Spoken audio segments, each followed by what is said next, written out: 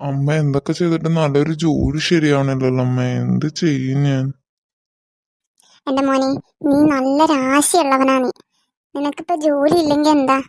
നിനക്ക് എവിടെന്നെങ്കിലൊക്കെ പൈസ ആരെങ്കിലുമൊക്കെ നിന്നെ സഹായിക്കും. നീ നിനക്ക് കിട്ടും, നല്ലൊരു ജോലി നിനക്ക് കിട്ടും. നീ വെയിറ്റ് ചെയ്. ഏട്ടാ, അമ്മേ, എന്താടി ഇവിടെ? ഞാൻ എന്റെ മോനോട് സംസാരിച്ചോണ്ടിരിക്കണമെന്ന് കേട്ടില്ലേ? അത് പിന്നെ അമ്മേ, ഞാനൊരു കാര്യം പറയാൻ വേണ്ടി അങ്ങോട്ട് വന്നത്. അമ്മേ, ഞാൻ ഞാൻ ഗർഭിണിയാണമ്മേ. എന്ത്? നീ ഗർഭിണിയാണെന്നോ? അതെ അമ്മേ, ഞാൻ ഗർഭിണിയാണ്. അമ്മേ, ഇത് ഉറപ്പായിട്ടും എനിക്കൊരു ആൺകുട്ടി തന്നെ ആയിരിക്കും അമ്മേ. അതേടാ മോനെ, അത് നിനക്ക് എന്തിത്ര ചിന്തിക്കാൻ? നിന്നെ എന്തായാലും ദൈവം ഇപ്രാവശ്യം അനുഗ്രഹിക്കും. നിനക്കൊരു ആൺകുട്ടി തന്നെ ഉണ്ടാവും. മോളെ, നമുക്ക് നാളെ തന്നെ ഒരു ആശുപത്രി കൊണ്ടേ കാണിക്കാം. ശരി അമ്മേ, അമ്മ പറഞ്ഞതുപോലെ തന്നെ. എന്ത് പറ്റിയതാണ്? അതെ ഡോക്ടറെ, ഇവള് പ്രഗ്നന്റ് ആണ്. ആണോ? നോക്കട്ടെ. അവിടെ ഒന്ന് കിടന്നേ, ഞാനൊന്ന് ടെസ്റ്റ് ചെയ്യട്ടെ. നിങ്ങളൊന്ന് പുറത്തോട്ട് നിൽക്കാവോ? ശരി ഡോക്ടറെ. മോളെ, ഒന്ന് അവിടെ കയറി ഒന്ന് കിടക്കാവോ? നിങ്ങൾക്ക് നോക്കിയിട്ട് കുഴപ്പമൊന്നും കാണില്ല കേട്ടോ. പുറത്തുള്ള നിൽക്കണവരെയൊക്കെ വിളിക്കാം. ശരി ഡോക്ടറെ. ഡോക്ടറെ, നോക്കിയിട്ട് കുഴപ്പമൊന്നുമില്ലല്ലോ അല്ലേ? ഇതൊരു ആൺകുട്ടി തന്നെ ആയിരിക്കില്ലേ ഡോക്ടറെ? അതെന്താ ആൺകുട്ടിയാണോ എന്നൊരു ചോദ്യം? എന്താ നിങ്ങൾക്ക് പെൺകുട്ടികളെ ഇഷ്ടമല്ലേ? എന്നാ നിങ്ങൾക്ക് തെറ്റി. ഇപ്പോൾ നിങ്ങൾക്ക് ഈ കുട്ടിയുടെ വയറ്റിൽ കിടക്കണത് പെൺകുട്ടിയാണ്. അതെന്താ മോളെ അമ്മ അങ്ങനെ ദേഷ്യപ്പെട്ടു പോയത്? അമ്മക്ക് പെൺകുഞ്ഞുങ്ങൾ ഇഷ്ടമല്ലേ?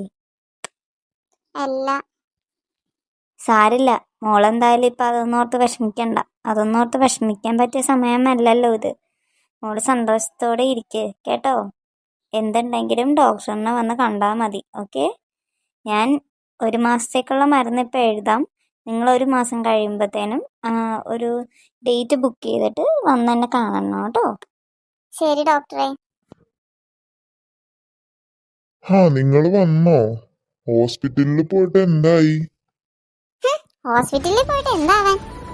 ഒന്നും ആവാനില്ല. എനിക്ക് കൂടുതലൊന്നും പറയാനില്ല. എന്താടി, എന്തു പറ്റി? ഹോസ്പിറ്റലിൽ പോയിട്ട് ഡോക്ടർ എന്തു പറഞ്ഞു? ആൺകുഞ്ഞു തന്നെ അല്ലേ? അല്ല ഏട്ടാ, ഇതും ഒരു പെൺകുഞ്ഞ് തന്നെയാ. എന്താ നീ പറഞ്ഞത്? ഇതും പെൺകുഞ്ഞാണോ? എങ്കിൽ കുഞ്ഞിനെ എനിക്ക് വേണ്ട. ഏട്ടാ, ആൺകുഞ്ഞാണെങ്കിലും പെൺകുഞ്ഞാണെങ്കിലും നമ്മുടെ കുഞ്ഞ് തന്നെയല്ലേ ഏട്ടാ? കളയണ്ട ഏട്ടാ. കളയാൻ ഞാൻ സമ്മതിക്കില്ല. കളയാൻ അവള് സമ്മതിക്കത്തില്ല പോലും. ഞാൻ അവളുടെ അടുത്ത് കുറെ തവണ അവിടെ വെച്ച് പറഞ്ഞതാ അബോട്ടിയാന്ന്. ഇവളപ്പോ അവിടെ ഇരുന്ന് കരഞ്ഞു മൂങ്ങി കാണിക്കുമായിരുന്നു. പിന്നെ എങ്ങനെ ഡോക്ടർ അതിന് സമ്മതിക്കണത്? ഇവളുടെ സമ്മതമില്ലാതെ ഏത് ഡോക്ടർ സമ്മതിക്കാനാ കൊച്ചിനെ അബോട്ട് ചെയ്യാൻ? ഓ, എന്റെ തലവിധ ഈ പെൺപിള്ളേര് തന്നെ എനിക്ക് ഉണ്ടാവണത്. എന്റെ അടുത്ത് ജോത്സ്യം പറഞ്ഞിട്ടുണ്ട് സർപ്പശാപം എനിക്കുണ്ടെന്ന്. അതിന്റെ ഇതായിട്ടാ എനിക്കെല്ലാം ഈ പെങ്കൊച്ച് തന്നെ ഉണ്ടാവണം. ഇവളോടാണെങ്കിൽ എനിക്ക് പെങ്കൊച്ചിനെ വേണ്ട. ഇവളോടാണെങ്കിൽ പറഞ്ഞാലും കേക്കത്തില്ല. എനിക്ക് വേണ്ട ഈ കുഞ്ഞിനെ. എനിക്കെന്തായാലും ഈ കുഞ്ഞിനെ വേണ്ട ജോത്സ്യര്. ഇതിനെ കളയാൻ എനിക്ക് എന്തെങ്കിലും ഒരു മാർഗം ജോത്സ്യര് തന്നെ പറഞ്ഞു തന്നെ. ഞാൻ നിങ്ങൾക്കൊരു മരുന്ന് തരാം. നിങ്ങൾ ഈ മരുന്ന് അവളുടെ ഭക്ഷണത്തിൽ കലർത്തി കൊടുക്കണം.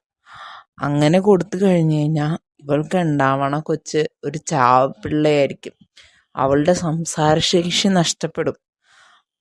ആ കൊച്ച് മരിച്ചു പോകും വയറ്റിൽ വെച്ച് തന്നെ. ശരി ജോത്സ്യരെ, എന്തായാലും ആയതായിപ്പോയി. ഇനി മോള് അതോർത്ത് വിഷമിക്കൊന്നും വേണ്ട. മോളി ഭക്ഷണം കഴിച്ചേ, അമ്മ മോക്ക് വാരിത്തരാം. ഇങ്ങനെ അതോർത്ത് വിഷമിച്ചിരിക്കുവാണോ? എന്തായാലും നമുക്ക് അടുത്ത പ്രാവശ്യം ഒരു മോനെ തന്നെ കിട്ടും. ഈ പ്രാവശ്യം നമുക്ക് വിളയും കൂടെ സ്വീകരിക്കാം. അത് സാരില്ല, പോട്ടെ. മോളത് വിട്ടുകളാ. അമ്മ എന്നോട് ക്ഷമിക്കണം അമ്മേ. എനിക്ക് എന്റെ കുഞ്ഞിനെ കൊന്നു കളയാനുള്ള ശക്തി എനിക്കില്ലാത്തതുകൊണ്ടാ. അമ്മ എന്നോട് ക്ഷമിക്കണം അമ്മേ. അതും ഒരു ജീവനല്ലേ അമ്മേ? അതിനെ ഞാൻ എങ്ങനെ നശിപ്പിച്ച് കളയണമെന്നാ നിങ്ങൾ പറയണത്?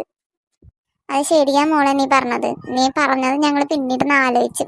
എന്തായാലും സാരില്ല, പോട്ടെ. നീ ഭക്ഷണം കഴിക്കേ. നീ അതോർത്ത് ഇനി വിഷമിച്ചിരിക്കണ്ട.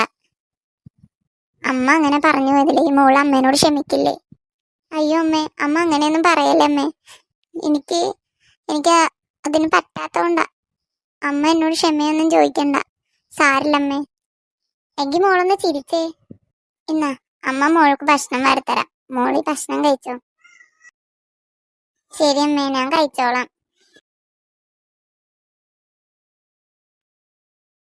ആ എനിക്ക് വയറ് വേദനിക്കുന്നല്ലോ. ഏട്ടാ, എനിക്ക് വയറ് വേദനിക്കുന്നു, എന്നൊന്ന് ആശുപത്രി കൊണ്ടുപോവോ? എന്തുവാടി ഒന്ന് പോടി എണീറ്റ്. നിനക്ക് വയറുവേദനിക്കുമ്പോ ആശുപത്രി കൊണ്ടാണ്ടിരിക്കുന്നല്ലേ ഇവിടെ ഞാൻ. വേണമെങ്കിൽ തന്നെത്താനെ പോടി. ആ, അമ്മേ, അയ്യോ, എനിക്ക് വയറ് വേദനിക്കണേ. അയ്യോ, ആരെങ്കിലും ഒന്ന് എന്നെ രക്ഷിക്കണേ. അയ്യോ അയ്യോ, വേണ്ട ഒരു ചേച്ചി.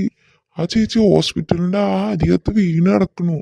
അയ്യോ അയ്യോ, എനിക്ക് വയറ് വേദനിക്കണേ. അയ്യോ, ആരെങ്കിലും ഒന്ന് എന്നെ രക്ഷിക്കണേ. അയ്യോ അതേടാ, വാടാ, ഓടി വാടാ, നമുക്ക് പോയി രക്ഷിക്കാം.